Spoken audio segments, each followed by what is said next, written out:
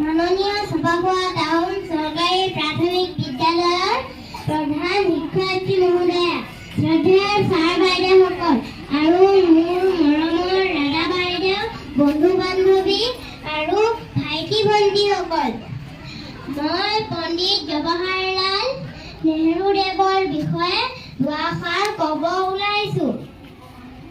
পণ্ডিত জৱাহৰলাল নেহৰু 1889 চনৰ 14 নৱেম্বৰত এলাহাবাদত জন্ম হৈছিল। তেখেতৰ পিতৃৰ নাম আছিল মতিলাল নেহৰু আৰু মাতৃৰ নাম স্বৰূপৰাণী নেহৰু।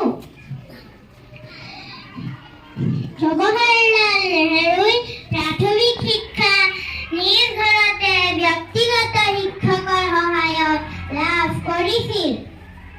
তেওঁ 15 বছৰ বয়সতে ইংলেণ্ডলৈ গৈ শিক্ষা লাভ কৰে আৰু পিছত কেম্ব্ৰিজ বিশ্ববিদ্যালয়ৰ পৰা উচ্চ শিক্ষা গ্ৰহণ কৰে।